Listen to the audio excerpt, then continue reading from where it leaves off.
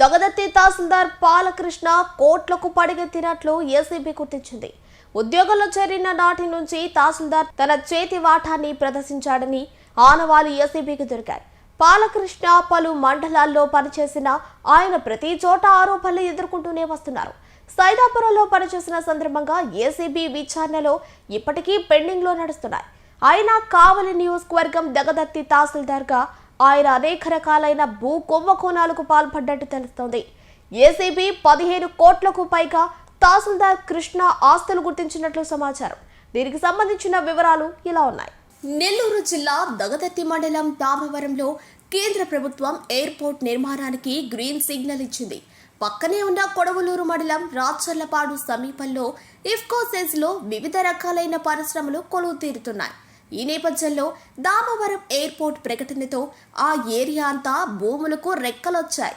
దామవరంలో ఎయిర్పోర్టుకు అనుసంధానంగా ఉన్న భూముల్లో 730 ఎకరాలు CJFS క్రింద పేదలకు, SC/STలకు ప్రభుత్వం లీజుకు భూమి ఇచ్చింది. ఈ భూములు చుట్టుపక్కల గ్రామాల రైతుల అనుభవంలో ఉన్నాయి. అయితే ఈ భూమి మొత్తానికి RTO పట్టాదారుడుగా ఉంటారు. ఈ భూముల రైతులు RTO జాయింట్ గా ఉండే పరిస్థితి ఉంటుంది. ఈ భూముల్లో హైదరాబాద్కు చెందిన ఓ బడా రియల్ ఎస్టేట్ వ్యాపారి సుమారు 450 ఎకరాలు పేదల నుంచి కొనుగోలు చేశారు. ఈ భూమి మొత్తం ఆ రియల్ ఎస్టేట్ వ్యాపారి కనుసన్నల్లో ఉంది. ఈ వ్యాపారి గుప్పెట్లో నెల్లూరు జిల్లాకు చెందిన అనేక మంది ఎమ్మెల్యేలు, మాజీ ఎమ్మెల్యేలు, మంత్రులు ఉన్నారు. రియల్ ఎస్టేట్ వ్యాపారానికి ఏం కావాలన్నా దగదత్తి తహసీల్దార్ కార్యాలయంలో క్షణాల్లో పనైపోతుంది.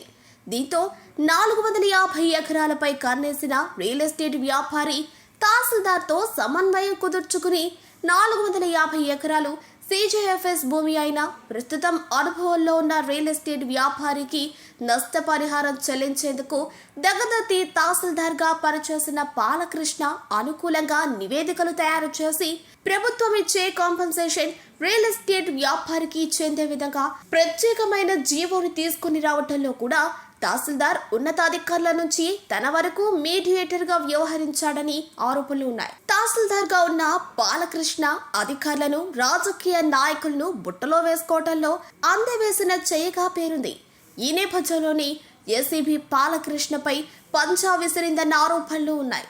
2022 సైదాపురం తహసీల్దార్గా పనిచేసిన సందర్భంగా భూముల్లో అక్రమాలకు పాల్పడ్డాడన్న నేపథ్యంలో ఆనాడు CCLA శాఖాపరమైన చర్యలకు సిఫారసు చేసిన తహసీల్దార్కి ఉన్న రాజకీయ పలుకుబడితో తొక్కిపెట్టాడన్న ఆరోపణలు ఉన్నాయి.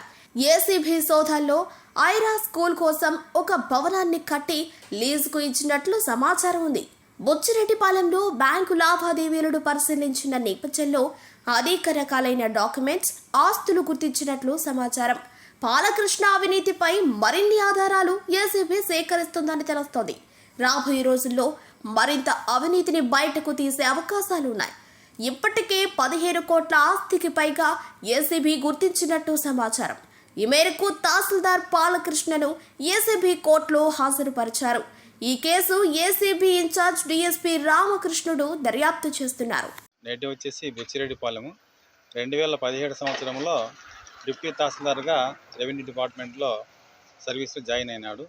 సర్వీస్లో జాయిన్ అయిన తర్వాత సైదాపురం, రాపూరు, చేజర్లలో DTగా మరియు తహసీల్దార్గా పనిచేసినాడు. ప్రస్తుతము నెల్లూరు జిల్లా దగదత్తి మండల తహసీల్దార్గా పనిచేస్తున్నాడు.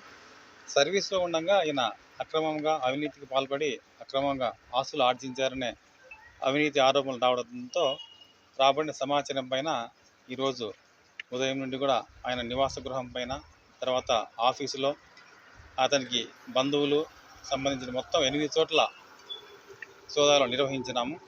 ఈ సోదాలలో కొన్ని అక్రమంగా సంపాదించినట్లుగా గుర్తించినాము. బుచ్చిరెడ్డిపాలెము, తర్వాత నెల్లూరు టౌన్లో G+3 స్కూల్ బిల్డింగు, ఇంకా కొంత వ్యవసాయ భూములు, బంగారు ఆభరణాలు అక్రమంగా ఉన్నట్టుగా గుర్తించినాము. ఇంకా సోదాలు నిర్వహిస్తూ ఉన్నాము. తర్వాత విషయాలు తెలియజేస్తాం. ఇంతవరకు ఎంతో ఇంకా చేస్తూ ఉన్నాం. ఆదాయానికి మించి అక్రమంగా సంపాదించే ఆరోపణలు రావడంతో ఆ యాంగిల్లో చేస్తూ ఉన్నాము. ఎక్కడెక్కడ బుచ్చిరెడ్డిపాలెంలో, నెల్లూరులో, తర్వాత ఆయన ఆఫీసులో ఈరోజు సోదాలు నిర్వహించినాం. సార్ మీ గుడ్